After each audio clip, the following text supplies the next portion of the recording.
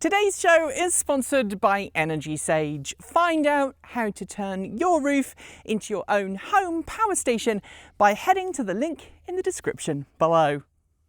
Just over a year ago, we installed photovoltaic solar panels on the roof of our home. There's about 15 kilowatts of peak generating capabilities. And since then, as you will have seen in previous videos, links in the description below, we've saved a significant amount of money by generating our own power on the roof of our home. But there's been one problem with this house all along, and that is the fact that this house uses Cadet resistive heaters to keep the house warm in the winter. If you don't know what they are, basically they include massive wire coils that heat when electricity is passed through them. That heat is then transferred to the room via a fan. Not only are they noisy, but they consume an awful lot of electricity. Our worst electricity bill since we've lived here has been as high as $500 in the winter with the solar panels, and more than $600 before we got the solar panels installed.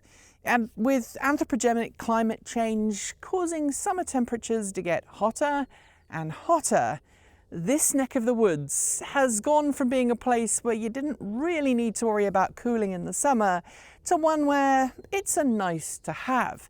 Add in the fact that we run a server room here for the channel with not one but two full-time operated video servers, and we've been generating a lot of heat upstairs in the summer.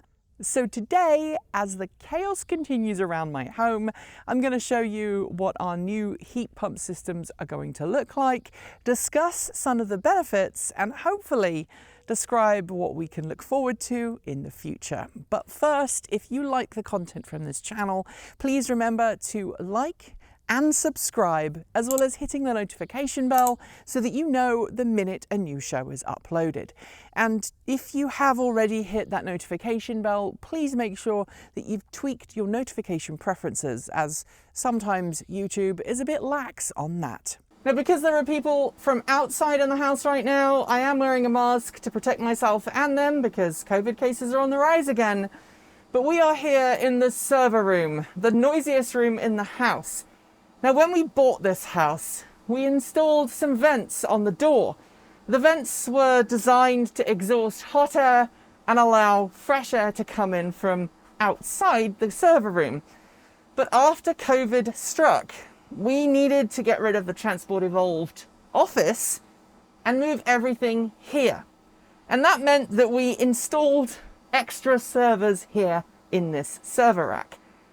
The extra servers generate a lot of extra heat, and on even a cold winter's day, this room here can sit in excess of 30 degrees Celsius, which is not good for the equipment, and while it helps heat the house in the winter, it's not particularly good in the summer. So we have a separate heat pump just for this room.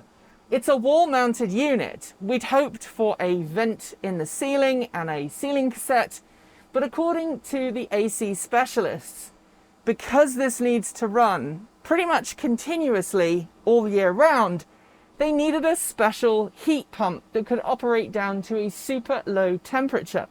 Now, how heat pumps work is that they move heat from one place to another using refrigeration technology. I'm not going to go into the details here because Alec over at Technology Connections has made a truly amazing series on heat pumps. We'll link to it in the video description. But basically, this unit needs to be able to keep this room cold even when it's well below freezing outside. And so we had to have a wall-mounted unit here rather than a ceiling cassette, so it was compatible with that ultra-low operating temperature. This is just about to be commissioned, and unfortunately there is a downside to having a wall mount unit, namely that you need a drain plug which goes out through the closet in the studio and then out the front of the house. We are in the largest room in the house right now. When this house was sold, this was actually a twins bedroom. There were two kids sharing this bedroom and they had all of their toys set out and everything. It was kind of sold to us as maybe being an upstairs living room, but it's been converted into the Transport Evolved studio. You can see we've got foam on the walls, and if Michael gently turns around, you'll see that we've got the Transport Evolved set. This is where all our camera equipment is, and these are all our lights that we use. And the iMac is right behind Michael that we normally use on the set when we are filming. You might recognize how this looks, and yes, it is a lot smaller than it might look on camera. But when we're filming in this room, we need to have a really good, high quality cooling system that can operate even when we've got microphones running without being necessarily problematic for the recording. So here we have a ceiling mounted unit. This is one of 4 ceiling mounted units that are throughout the upstairs of this house. Now, my bedroom is next door. I'm not going to show you that. And I'm not going to show you my wife's office. They both have their own units as well. And the Transport Evolved office, where Michael and I work during the day, is also going to get one of these. But right now, they're hooking up the refrigerant lines, and I don't want to disturb the guys. They've been great. They've been here for, this is their first full week that they've been at the house, and hopefully they'll be done either sometime tomorrow, maybe Saturday, maybe Tuesday, depending on how things work. Now, these units are suspended from the ceiling. They are connected to the rafters, and they allow you to have great cooling without taking up any wall space. And as I said, we can't put one of those in the server room, unfortunately. And this is a completely separate cooling system. So there's a cooling system for the house, and then there's a separate cooling system for the server room. Now, I know a lot of people are watching this and going, why didn't you have a heat pump that could take heat from the server room and send it to other rooms in the house? The answer? Well, it's complicated. First, it would have cost more money. And second, we want a separate heat pump system that can run all the time for the server room, allowing us to turn these off in the parts of the year when we don't need cooling or heating, which is like now. Upstairs, the AC system is pretty complicated, but downstairs, it's very simple. There's going to be one unit. It's going to be in the living room, which I'll show you in a second. And all of the piping is going to go underneath the house in the crawl space. We're pretty lucky in this house. We have a crawl space that is pretty large. It's, in fact, probably one of the largest crawl spaces I've ever seen. There is a dog there. He's trying to figure out why I'm walking backwards, and he's walking forwards, so that's a good thing. So in this room, we're going to have a standard wall mount unit, and that's again because it's kind of difficult to put a ceiling unit in when there's a floor above. So there's a hole out to the other side of this behind the unit, and they're going to run the refrigerant lines down the wall, through the crawl space, and out to the other side of the house where the heat pumps are going to be. So let's go outside and take a look at them. We're downstairs in our garage, or should that be woodworking shop for my wife, Kate. Sorry about the mess. She was halfway through a project and then she went and had a ruptured appendix. So things are a bit at 6s and 7s, and we've had to move things around to facilitate the install.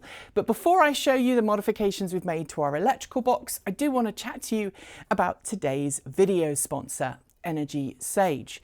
Now, there are plenty of companies online who are willing to help you get solar panels put on the roof of your home.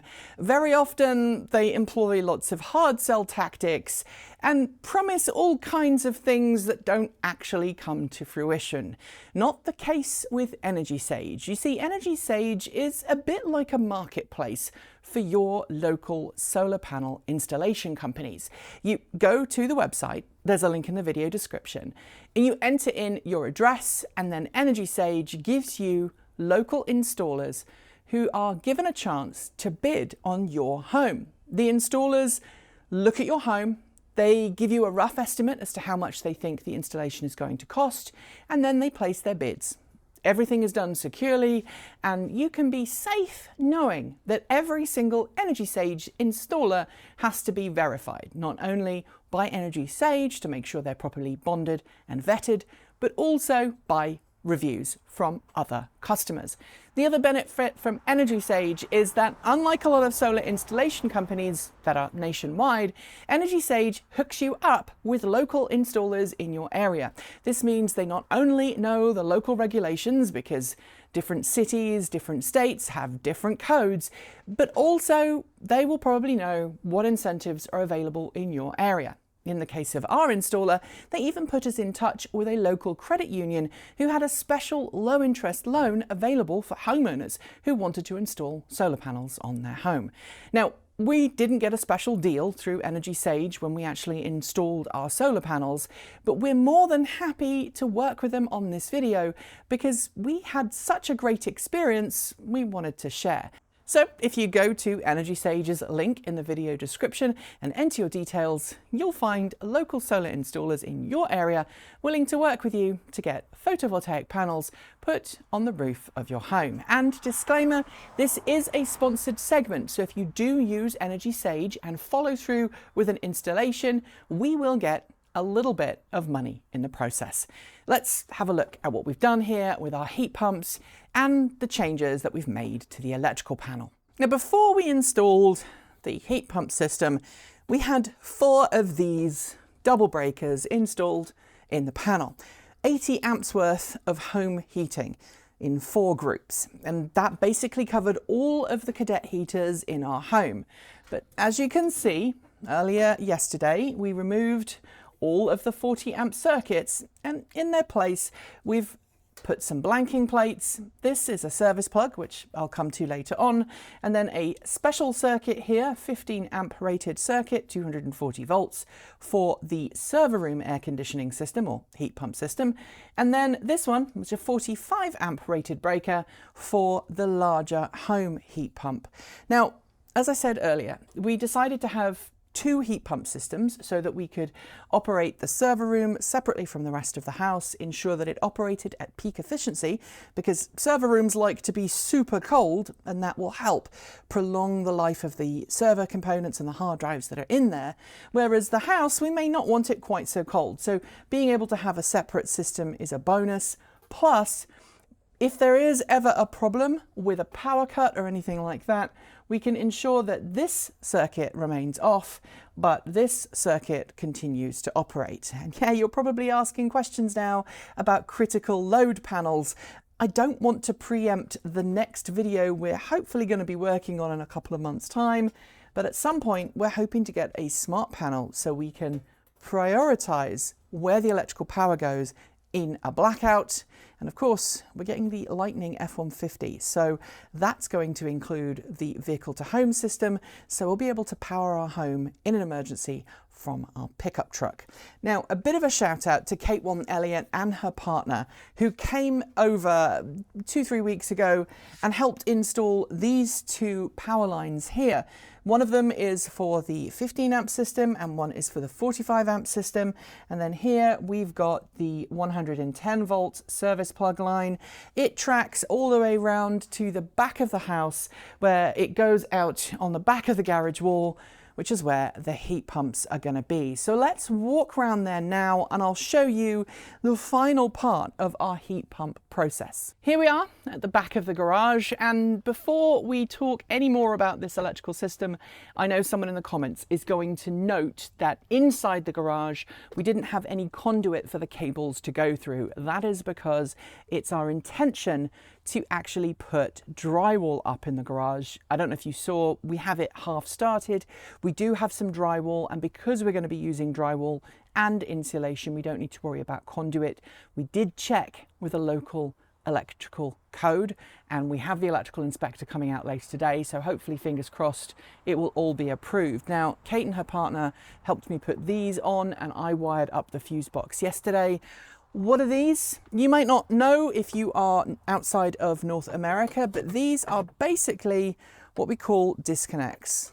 They're basically blades, and it allows you to disconnect the power to the compressors for the heat pump system in an emergency, or it allows you to safely work on them. They are currently in the off position, just for safety reasons. Obviously, they're working on the system here.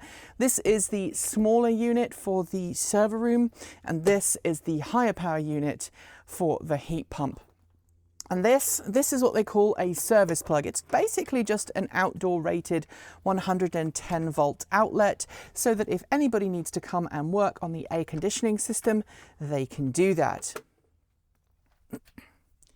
Now, I'm sure a lot of people are going to ask why we didn't do this ourselves, and the reason is that here in Oregon, you have to be properly trained to work with refrigerant lines. You have to have gone through an air conditioning training program to be able to charge and discharge the air conditioning system appropriately. And in order to train for that, you have to spend several $1,000s to do that. Additionally, in order to get a proper warranty on all of these systems, we had to have it professionally installed. So we could have got a warranty, but it would have been a lot shorter had we done the installation ourselves. Now, there are some products on the market like the Mr. Cool systems, the mini split systems, that are designed to be DIY installed. But because this house is quite large, it's a 2,000 square foot home, and we wanted to have everything managed properly, we opted to have these refrigerant lines properly set up and properly terminated, especially for the system. Now, this is not finished yet, but here are the send and return lines for the server room unit. Yes, it's a Mitsubishi Hyperheat system. Both of these are. And behind me here, we have the big boy. This is going to be the heat pump for the main house, and the small one is just for the server room. You can see the pipes are going up into the attic here. They'll be covered later on with a proper trim piece and all holes made good. And then we'll be able to redo the garden space back here, or the patio space where we store our trash cans. I've maybe got a vision of putting some shade-loving rock plants back here. Let me know what you think, if that is something that you think we should do. So there you have it, our heat pump installation, mid-installation. While this system is pretty darned expensive, it's very efficient.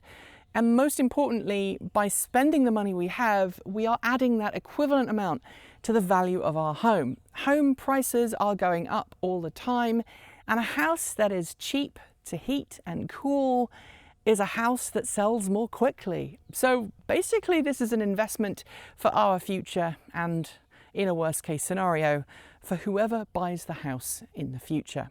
That's it for today. If you like the video, be sure to give it a thumbs up, and don't forget to leave your thoughts below or in our free to join Discord chat room. There are links in the video description. And if you really liked it, why not try a super thanks? It's really easy to leave your thanks in the comments thread, and anything you send our way will be used to help the channel grow.